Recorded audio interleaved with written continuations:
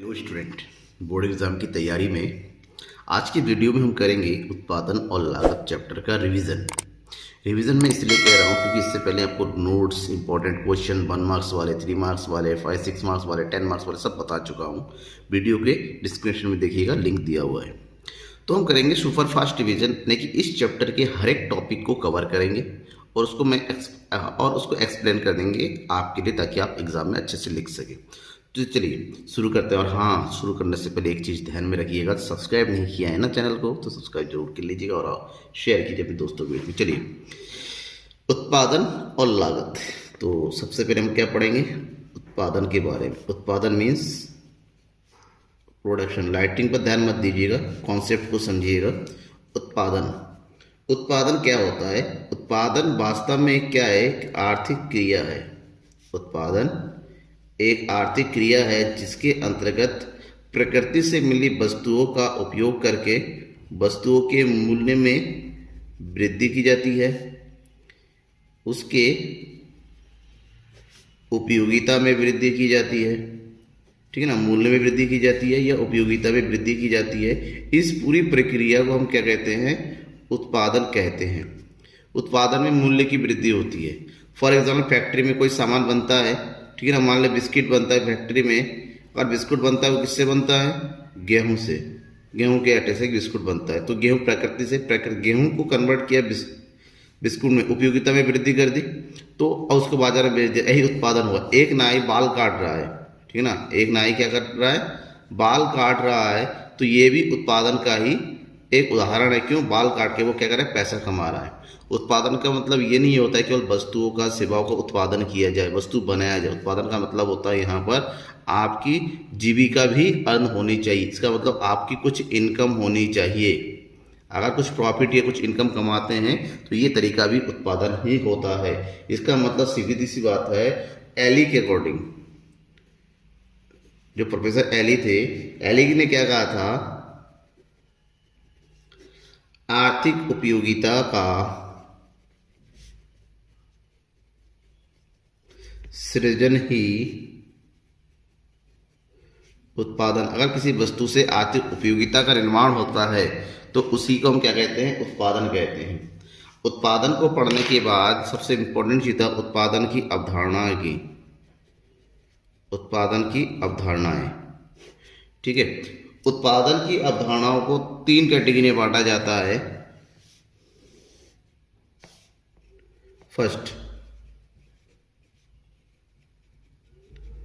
कुल उत्पादन, total production, यानी कि टीपी शॉर्टकट में बोलते हैं।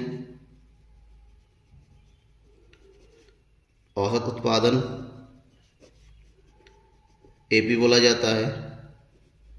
और फिर है सीमांत उत्पादन, यानी कि एमपी। ठीक है, इन तीनों को समझना है हमें। तो क्या क्या है? कुल उत्पादन। कुल उत्पादन किसे कहते हैं? कुल उत्पादन का मतलब होता है एक निश्चित समय अवधि में उत्पत्ति के जितने भी साधन हैं, उत्पत्ति के सभी साधनों का प्रयोग करते हुए जितना भी वस्तु सेवा का उत्पादन किया जाता है, तो उन उत्पादनों का जो योग होता है, उसी योग को कुल उत्पादन कहते हैं।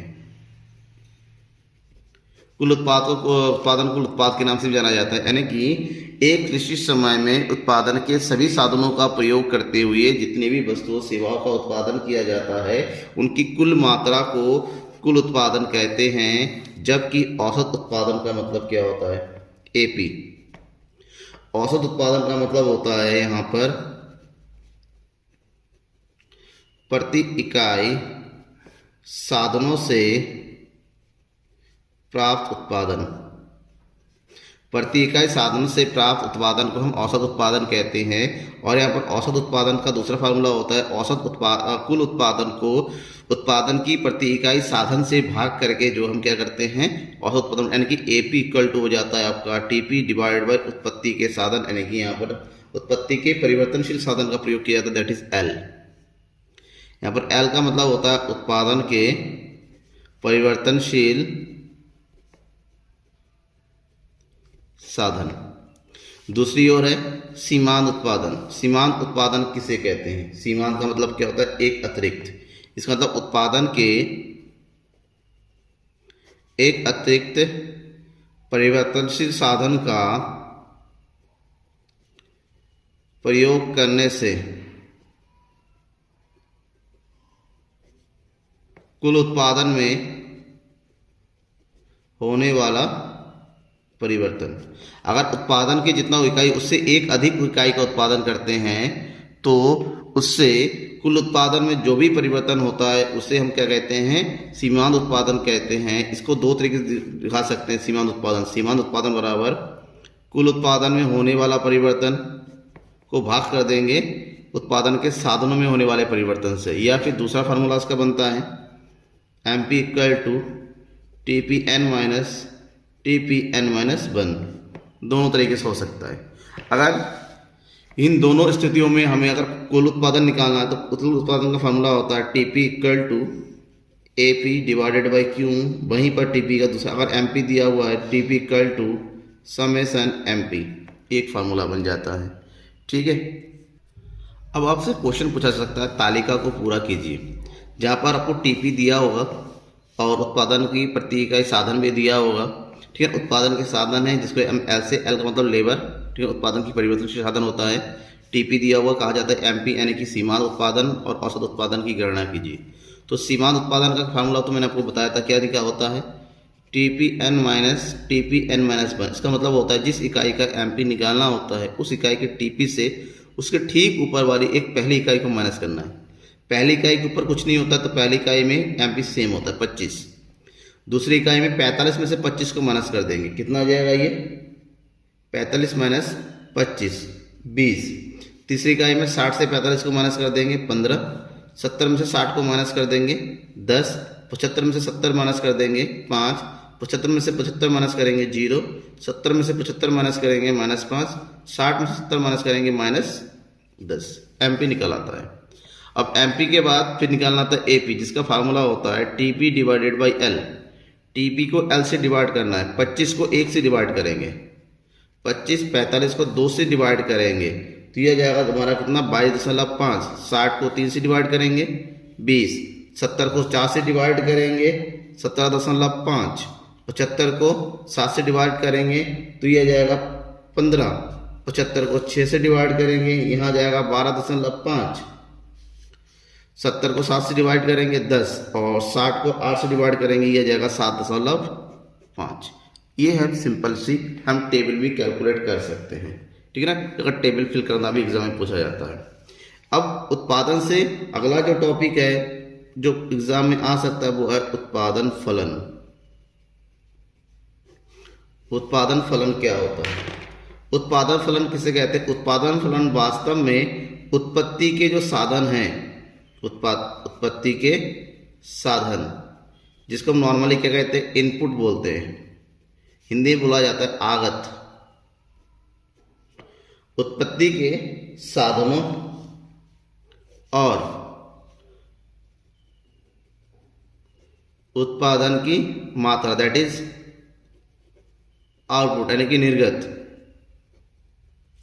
उत्पत्ति के साधनों और उत्पादन की मात्रा के बीच में जो संबंध होता है, और ये संबंध या फलनात्मक होता है यानी कि परिमाणात्मक, जिसको हम तकनीकी संबंध भी बोलते हैं। इस संबंध को हम क्या, उत्पादन फलन कहा जाता है। यानी कि दोनों के बीच के जो संबंध होता है, यूं कहें उत्पादन फलन यानी कि Q इक्वल टू हो जाता है QX, उत्पादन की मात्रा बराबर संबंध ABCD। यहाँ पर ABCD क्या मतलब होता है? साधनों से होता है। ये साधन है और उत्पादन की मात्रा है, इन दोनों के बीच का जो संबंध होता है, इसी संबंध को हम क्या कहते हैं? उत्पादन फलन कहते हैं। ठीक है। ये एक मॉडरेट चीज है जो आपको ध्यान में रखना है। ये तो उत्पादन फलन हो गए। अब बात करेंगे उत्पादन फलन की प्रकार की। उत्पादन फलन के प्रकार। उत्पादन फलन को दो कैटेगरी में बांटा गया है। एक है अल्पकालीन उत्पादन फलन और दूसरा है दीर्घकालीन उत्पादन फलन। दो कैटेगरी है इसका, ठीक है ना, अल्पकालीन और दीर्घकालीन। दोनों को थोड़ा समझते हैं। सबसे पहले हम बात करेंगे अल्पकालीन क्या होता है। अल्पकाल, अल्पकाल का मतलब होता है 1 वर्ष से कम की अवधि, जबकि दीर्घकाल का मतलब होता है 1 वर्ष से अधिक की अवधि, ठीक है ना। अब अगर अल्पकाल है, अल्पकाल का समय है, तो अल्पकाल में एक चीज ध्यान रखना, तो अल्पकाल के जो उत्पत्ति के साधन हैं, ठीक है, यहां पर क्या होता है, उत्पत्ति के साधनों में परिवर्तन होता है। और अल्पकाल में जो उत्पत्ति के साधन होते हैं वो 2 प्रकार के होते हैं।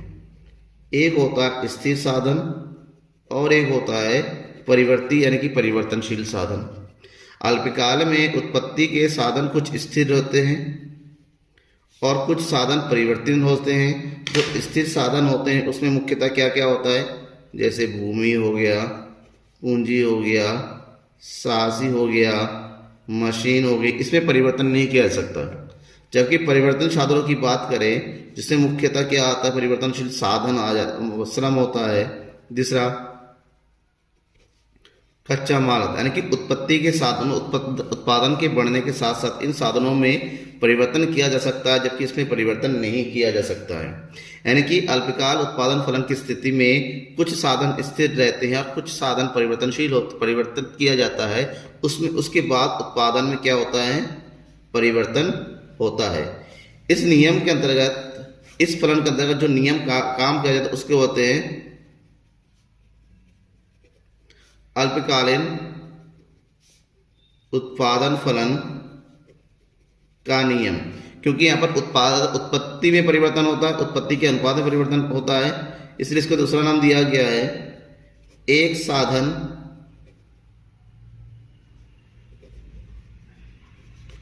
प्रतिफल का नियम, ठीक है, इसके नियम बोलते हैं। अब आते हैं दीर्घकालीन उत्पादन फलन में। दीर्घकालीन उत्पादन फलन दीर्घकाल से संबंधित होता है और दीर्घकाल में उत्पादन के पैमाने में परिवर्तन होता है। ये इसलिए होता है क्योंकि दीर्घकाल में उत्पत्ति के सभी साधन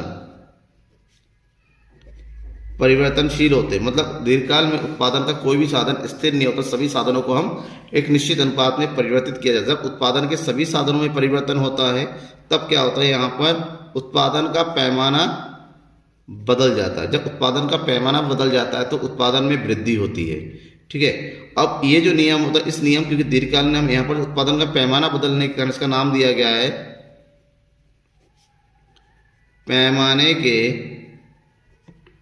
प्रतिफल का नियम। अब हमें इन दोनों नियमों के बारे में पढ़ना है, एक साधन प्रतिफल का नियम, दूसरा पैमाने के प्रतिफल का नियम। आपके कोर्स में जो सबसे ज़्यादा एग्जाम में आ सकता है वो है एक साधन प्रतिफल का नियम। इसको बताते हैं। एक साधन प्रतिफल का नियम। एक साधन प्रतिफल के नियम को, ठीक है ना, परिवर्तनशील अनुपात का नियम भी बोला जाता है। परिवर्तनशील अनुपात का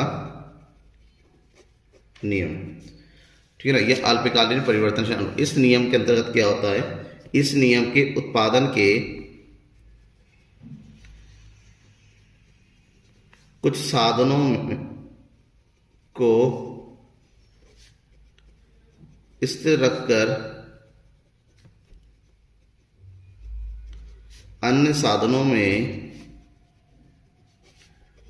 परिवर्तन किया जाता है, ठीक है ना, जिससे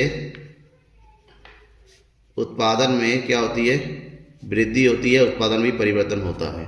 अब ये जो परिवर्तन होता है उत्पादन के 3 तरीके से होता है, ठीक है ना। पहला, साधन के बढ़ते प्रतिफल, जिसको कहा जाता है उत्पत्ति वृद्धि नियम। पहला, साधन के बढ़ते प्रतिफल यानी कि उत्पत्ति वृद्धि नियम। इसका मतलब ये हुआ, अगर यहाँ पर उत्पादन के स्थिर साधनों को स्थिर रखकर केवल परिवर्तनशील साधनों को बढ़ाया जाए, केवल परिवर्तनशील साधनों को बढ़ाया जाए, तो इससे जो कुल उत्पादन होता है, कुल उत्पादन में बढ़ती दर से वृद्धि होती है। कुल उत्पादन में क्या होती है, यहाँ पर बढ़ती दर से वृद्धि होती है। अर्थात यहाँ पर सीमांत उत्पादन जो होता है यानी कि एमपी बढ़ती हुई होती है। ठीक है ना, इस स्थिति में एमपी बढ़ती हुई होगी आपको, यानी कि सीधी सी बात है। अगर उत्पादन की इकाई देखें 1 2 3 4, यहाँ पर टीपी देखें, अगर टीपी देखें 20 50 90 140, तो अगर एमपी निकालेंगे तो क्या होगा, एमपी 20 30 40 50, ये एमपी बढ़ता हुआ, तो इसे उत्पत्ति का वृद्धि नियम कहते हैं। दूसरा है उत्पत्ति स्थिर नियम, ये फिर साधन के समान प्रतिफल का नियम। उत्पत्ति वृद्धि नियम में क्या होता है, अगर परिवर्तनशील साधनों में वृद्धि किया जाए तो यहाँ पर कुल उत्पादन में क्या होता है, समान दर से वृद्धि होती है।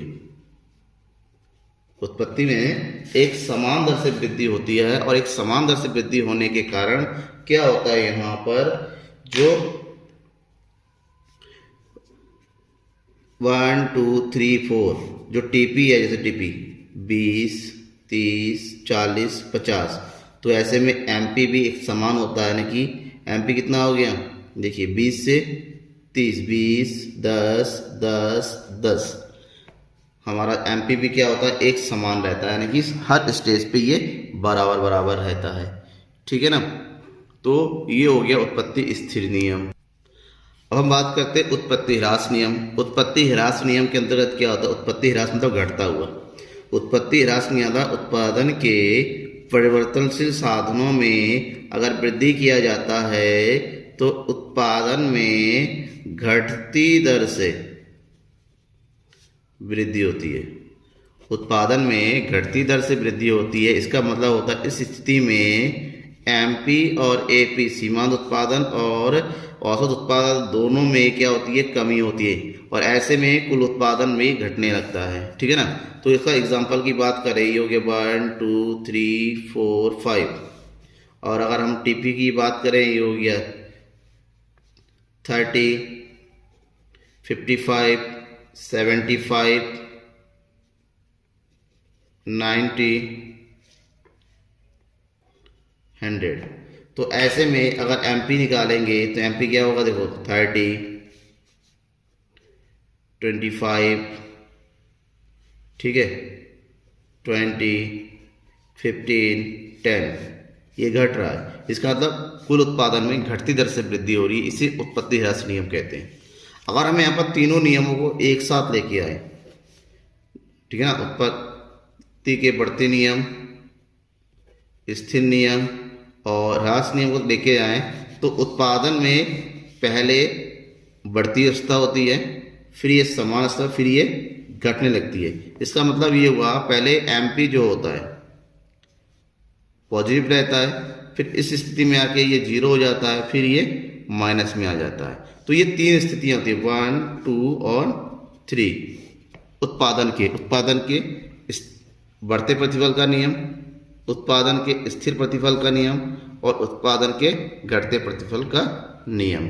ठीक है, इसके बाद आता है दूसरा टॉपिक इस चैप्टर का, पैमाने के प्रतिफल का नियम। ये हर साल जो उत्तराखंड बोर्ड में पूछा जाता है, पैमाने के प्रतिफल का नियम।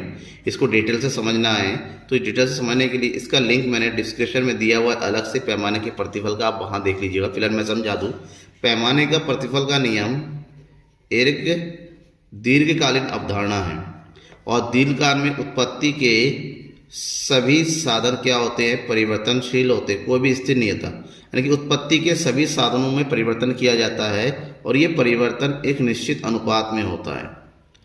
और इस नियम के अंतर्गत 3 नियम आते हैं, पैमाने के बढ़ते प्रतिफल का नियम, पैमाने के स्थिर प्रतिफल का नियम और पैमाने के घटते प्रतिफल का, 3 नियम काम करता है। ठीक है ना। तो उस तीनों नियम को और डिटेल से विद डायग्राम आपको समझना है तो डिस्क्रिप्शन में जाके देखिए और अच्छे से समझ पाएंगे। ठीक है ना। मैं आगे बढ़ता हूँ, अब लागत को बताता हूँ। लागत यानी कि कॉस्ट। लागत होता क्या है? उत्पादन प्रक्रिया में उत्पादन के लिए जो भी व्यय करने पड़ते हैं उन व्ययों का योग क्या होता है? लागत होता है। और ये लागत किस लिए होता है? क्योंकि हमने उत्पादन के साधनों को या तो खरीदा है या पर किराए पर लिया है। उत्पादन के साधन 2 प्रकार के होते हैं, आपको पहले ही बता रखा है हमने, स्थिर होते हैं और परिवर्तनशील होते हैं। जब उत्पादन के साधन 2 है तो लागत भी 2 प्रकार के होते हैं। ठीक है ना। 2 प्रकार के, एक होता है स्थिर लागत और दूसरा होता है परिवर्तनशील लागत। स्थिर लागत और परिवर्तन, और इन दोनों लागतों का जो टोटल होता है इसके टोटल को कहते हैं कुल लागत। तो आपसे पूछा जा सकता है स्थिर लागत यानी कि फिक्स कॉस्ट, जिसको शॉर्टकट में टीएफसी बोलते हैं, परिवर्तनशील लागत यानी कि कुल परिवर्तनशील लागत, जिसको टोटल वेरिएबल कॉस्ट भी कहते हैं। ठीक है ना। कुल लागत को शॉर्टकट में बोलते हैं टीसी, ये ध्यान में रखिएगा आप लोग। उत्पादन के सभी स्थिर साधनों पर किया गया व्यय कुल स्थिर लागत होता है, जबकि उत्पादन के सभी परिवर्तनशील लागतों पर किया गया व्यय कुल परिवर्तनशील लागत टोटल वेरिएबल कॉस्ट होता है और इन दोनों का योग कुल लागत होता है। अगर इन तीनों लागतों के बीच में संबंध की हम बात करें तो ध्यान में ये रखना है कि स्थिर लागत उत्पादन के बढ़ने या घटने पर इस पर कोई प्रभाव नहीं होता है। स्थिर लागत हमेशा उत्पादन के हर एक स्तर पर जो क्या होता है एक समान होता है, यानी कि ये जो होता है सिंपल एक्स के बराबर बन जाता है। ठीक है ना। ये हो गया आपका उत्पादन की मात्रा। यहाँ पर हम शो करेंगे टीसी, टीएफसी और टीबीसी को। ये हो गया आपका टीएफसी जो हमेशा सेम रहता है। ठीक है ना। जबकि अगर उत्पादन 0 है, अगर उत्पादन आपका 0 है तो कुल परिवर्तनशील लागत भी 0 होगा, यानी कि 0 उत्पादन से शुरू होता है। जैसे उत्पादन बढ़ता चला जाता है परिवर्तनशील लागतों में भी वृद्धि होती चली जाती है। अब इन दोनों का टोटल क्या होता है? कुल लागत होता है। यानी कि हम अगर फार्मूले की बात करें यहाँ पर टीसी बराबर होता है टीएफसी प्लस टीबीसी। वहीं पर अगर टीएफसी निकालना हो, टीसी दिया होता है टीसी माइनस टीबीसी, और उसी की तरीके से टीबीसी निकालना होता है टीसी माइनस टीएफसी। ये तीनों फार्मूलों को आपको याद रखना है। तो हम बात करें यहाँ पर टीबीसी और टीएफसी, इन दोनों का योग जो क्या होता है कुल लागत, यानी कि जहाँ से टीएफसी शुरू होता है वहीं से टीसी भी शुरू होगा और ये हमेशा टीवीसी के पैरेलल में चला रहेगा, इस तरह से होता रहेगा टीसी। ठीक है ना। ये इसके बीच में कॉमन कॉन्सेप्ट है। हम बात करेंगे अब लागत की अवधारणा। लागत की अगर अवधारणाओं की बात करें, यहाँ पर ही वही लागत की 3 अवधारणाएं हैं मुख्यतः। कुल लागत, औसत लागत और सीमांत लागत, टीसी, एसी और एमसी। कुल लागत के 2 भाग होते हैं, टीएफसी, टीबीसी, इसके बारे में मैंने अभी बताया है। उसी प्रकार से औसत लागत का भी 2 भाग होगा, एएफसी, एबीसी, और सीमांत लागत अपने आप में ही अलग होता है। ठीक है ना। इन दोनों के बारे में बता चुका हूँ, यानी कि तीनों की बात कर चुका हूँ। औसत लागत की बात करते हैं। औसत लागत, औसत लागत यानी कि प्रति इकाई उत्पादन के लिए किया गया व्यय, प्रति इकाई उत्पादन के लिए किया गया व्यय औसत लागत होता है। यूं कहें औसत लागत यानी कि एसी कुल लागत को उत्पादन की इकाइयों से भाग देकर प्राप्त राशि को हम औसत लागत कहते हैं। ठीक है। औसत लागत उत्पादन के बढ़ने और घटने पर स्थित होता है, इसलिए औसत लागत का जो ग्राफ होता है वो हमेशा पहले ये नीचे की होगा, उत्पादन के घटने के साथ साथ ये बढ़ता हुआ होगा। ये होगा आपका एसी। अब औसत लागत के 2 भाग होते हैं। सबसे पहला होता है एएफसी, यानी कि औसत स्थिर लागत। औसत स्थिर लागत एवीसी, यानी कि ये हो गया कुल स्थिर लागत, यानी कि टीएफसी को उत्पादन की मात्रा से भाग देकर प्राप्त राशि, यानी कि ये हो गया AFC equal to TFC divided by Q. कुल स्थिर लागत को उत्पादन की मात्रा से भाग देने पर प्राप्त राशि को औसत स्थिर लागत कहते हैं, क्योंकि कुल स्थिर लागत परिवर्तनशील हर स्तर पर एक जैसा रहता है, बराबर रहता है। इसलिए उत्पादन के बढ़ने के साथ साथ जो एएफसी वक्र होता है वो नीचे की ओर, लेकिन कभी जीरो नहीं होता। ये इस तरह से बनता है एएफसी, ये कभी क्या नहीं होता है, जीरो नहीं होता है। क्यों? क्योंकि उत्पादन की जीरो इकाई में भी टीएफसी होता है। क्लियर? उसके बाद हम बात करेंगे औसत परिवर्तनशील लागत, यानी कि एबीसी।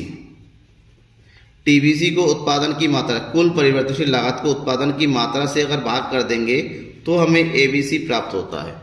ठीक है, टीबीसी बढ़ता, उत्पादन के साथ साथ बढ़ता हुआ चला जाता है, ठीक है ना, बढ़ता हुआ होता है, और उत्पादन घटता है तो घट जाएगा। ऐसे में जो एबीसी कर्व है, टीबीसी डिवाइड करेंगे ए बी, पहले हमारा एवरेज घटता हुआ होगा, फिर धीरे धीरे ये बढ़ता होगा, यानी कि ये भी एसी की तरह पहले घटेगा और फिर ऊपर की ओर बढ़ता हुआ शुरू होगा। और लास्ट में जो सबसे इंपॉर्टेंट टॉपिक है सीमांत लागत, एमसी। और सीमांत का मतलब क्या होता है? एक अतिरिक्त, यानी कि उत्पादन के एक अतिरिक्त साधन के प्रयोग पर किए गए व्यय से कुल लागत में जो परिवर्तन होता है उस परिवर्तन को सीमांत लागत कहते हैं। और सीमांत लागत हमेशा किस पर निर्भर करता है? ये निर्भर करता है परिवर्तनशील लागत पर। ठीक है, इसका मतलब हुआ कि सीमांत लागत जो है कुल लागत में होने वाले परिवर्तन के कारण उत्पन्न होता है, यानी कि फार्मूला होता है MC equal to TCn minus TCn minus 1, या फिर अगर TBC दिया हुआ है तब भी सेम निकालेंगे TBCn माइनस TBCn माइनस 1, क्योंकि ये परिवर्तनशील लागतों के कारण होता है। क्यों? क्योंकि टीसी में से हम टीएफसी निकाल देंगे, ये टीबीसी के बराबर ही होगा। तो ऐसे में एमसी को हम दोनों विधियों से निकाल सकते हैं।